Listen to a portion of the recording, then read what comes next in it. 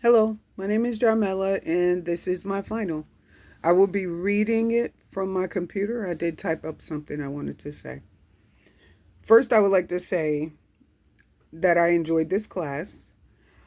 I was a little distracted in the beginning in trying to catch up and do everything I need to do as a mom, as a wife, and in my work, and everything just really got me a little distracted. So I didn't really get out of the class all that I see that it did offer. Um, but I would like to say thank you.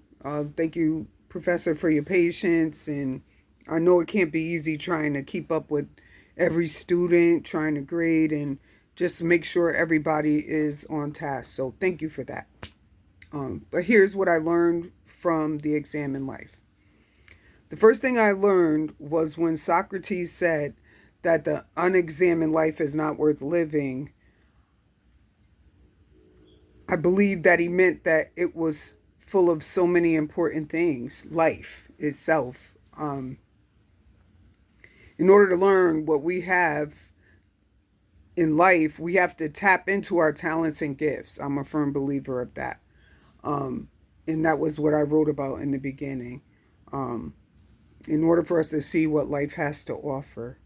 And one of the things I stand by is I refuse to go to the grave full. I need to go to the grave empty of all my talents and gifts. So when Socrates, um, when you shared that quote and asked us to write what that meant, that's what I took from that. Also, when we started to learn about ethnography, the study of people and the cultural backgrounds, and compiling information from them to learn about cultures. I thought that was interesting because I love to observe people and find out more about cultures and backgrounds. And I didn't know people actually did that and wrote about it. Um, Ethnocentrism, which is similar to comparing other racial and ethnic backgrounds to yours, and in reference to considering your ethnic background the superior one. This one really grabbed my attention, especially when we wrote about or did the video about how it happens in the workplace, or if it does happen.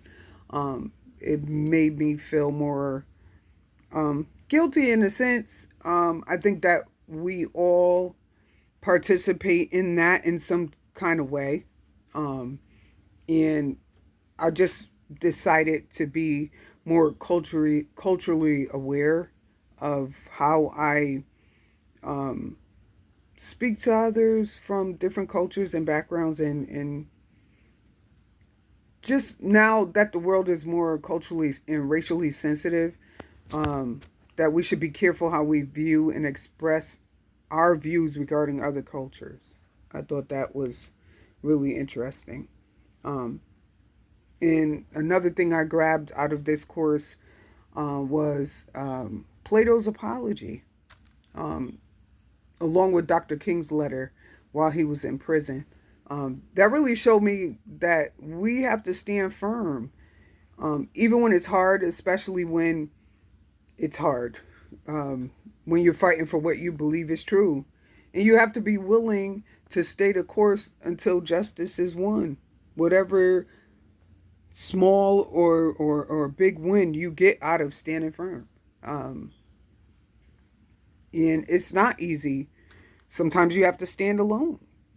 Um, I think that when Dr. King, um, you know, wrote that letter when he was in prison, and he was speaking to the different clergymen who consider him an outsider. I think that that may have kind of hurt him, that he didn't have that backing and he was coming to help. um, Plato's Apology. Um, I think he was just gung ho, like this is what I stand for, and I'm willing to die for it. I know that after this, there's an afterlife for me, and I'm fine with that, you know.